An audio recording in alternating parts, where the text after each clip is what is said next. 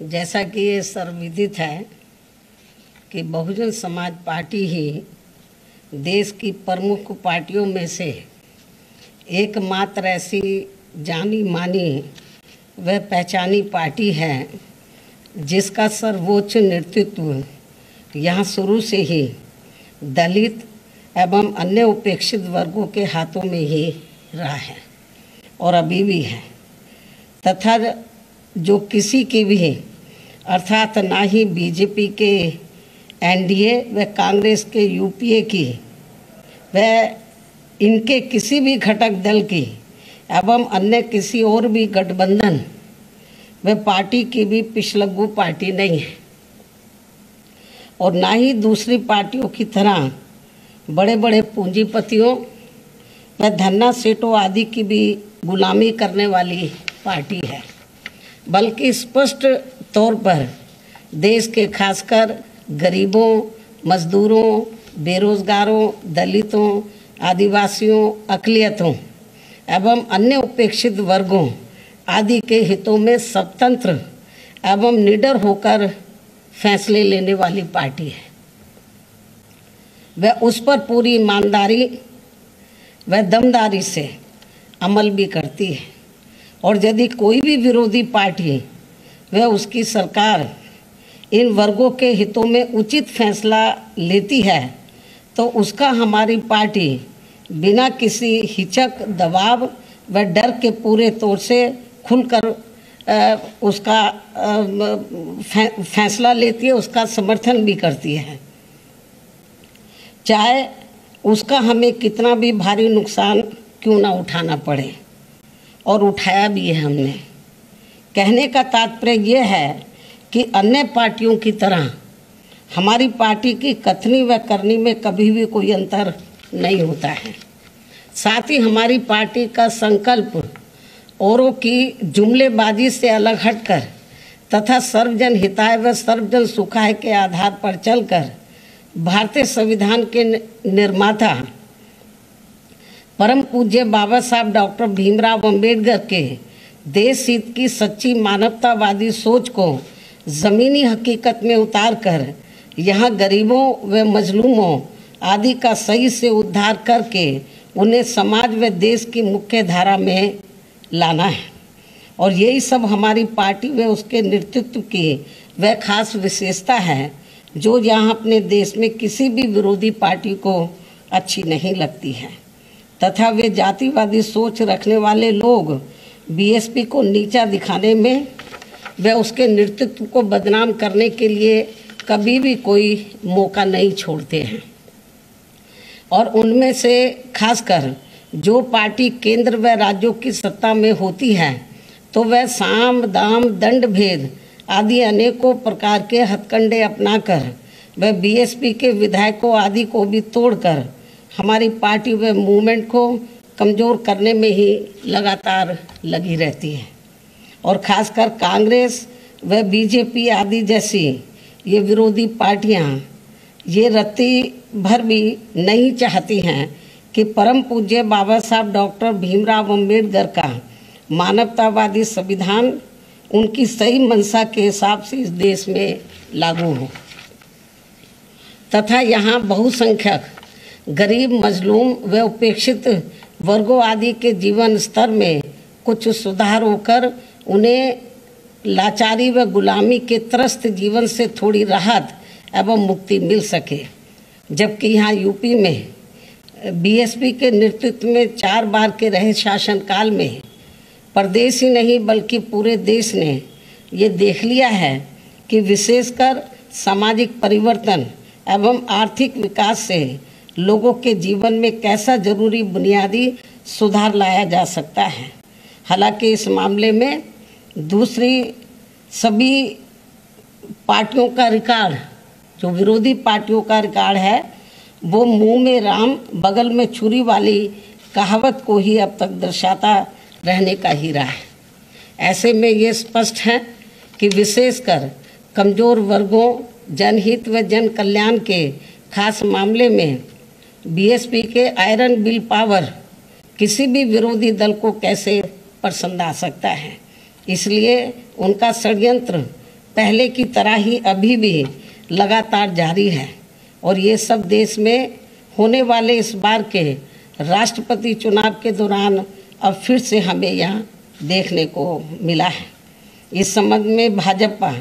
जहाँ सर्वसम्मति से सत्ताधारी एनडीए गठबंधन के उम्मीदवार तय करने के लिए अपनी विपक्षी पार्टियों से संपर्क करने का दिखावा करती रही है, तो वहीं विपक्षी दल एक संयुक्त उम्मीदवार तय करने के लिए अपनी मनमानी बैठ के करते रहे हैं और इन्होंने उस प्रक्रिया में बीएसपी को अलग थलग रखा है।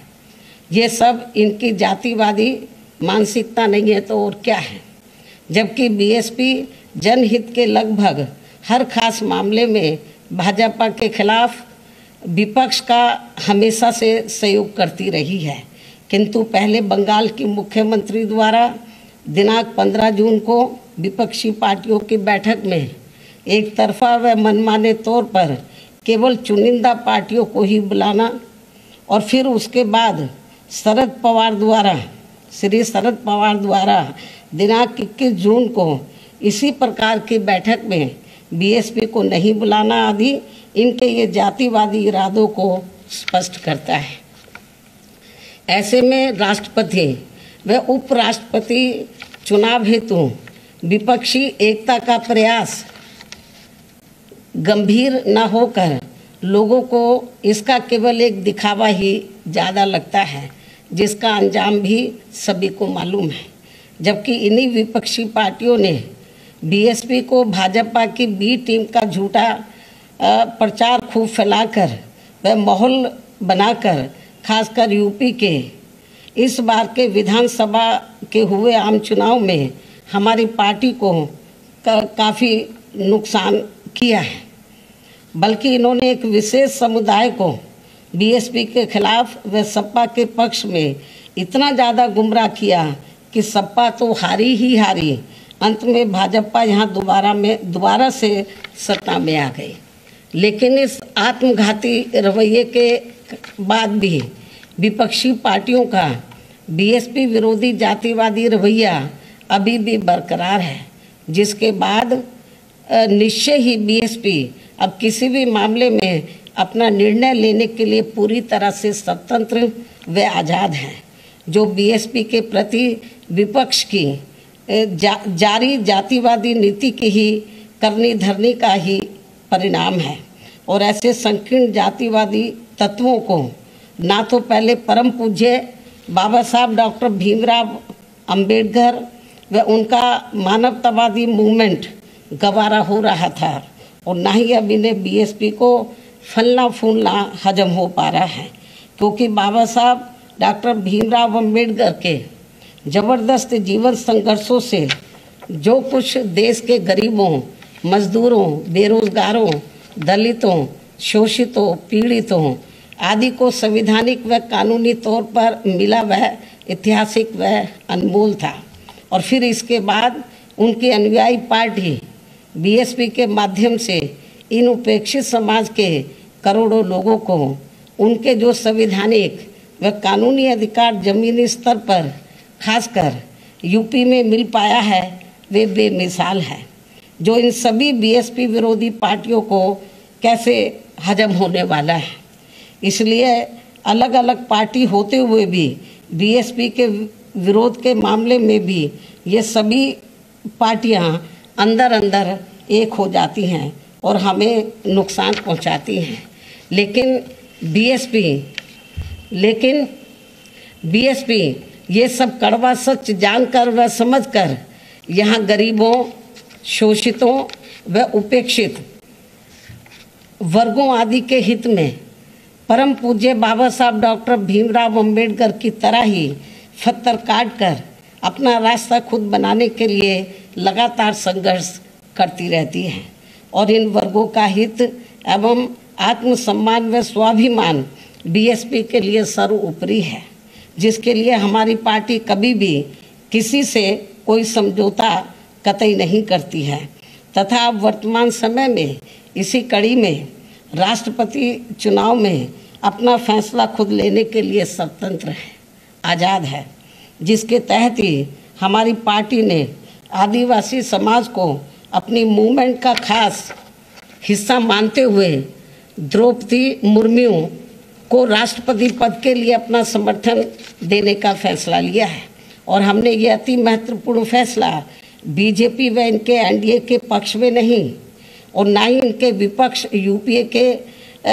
विरोध में कोई सोच कर लिया है, बल्कि अपनी पार्टी व मूवमेंट को विशेष ध्यान में रखकर ही एक आदिवासी समाज की योग्य व कर्मठ महिला को देश का राष्ट्रपति बनाने के लिए ये खास फैसला लिया है। हालांकि वह कितना फ्रीली होकर वह बिना किसी दबाव के कार्य कर पाएगी, ये तो आगे चलकर समय ही बताएगा। अंत में अब मैं अपने आदिवासी समाज की महिला को देश का राष्ट्रपति बनाने के लिए अपनी पार्टी का वोट देने का ऐलान करते हुए अपनी बात यही समाप्त करती हूँ। धन्यवाद। अगर आप चाहते हैं गरीब हर वंचित इंसान की आवाज आप तक पहुंचे तो हमारे चैनल को सब्सक्राइब करें और बेल आइकन का बटन दबाना ना भूलें। देखते रहिए बहुजन न्यूज।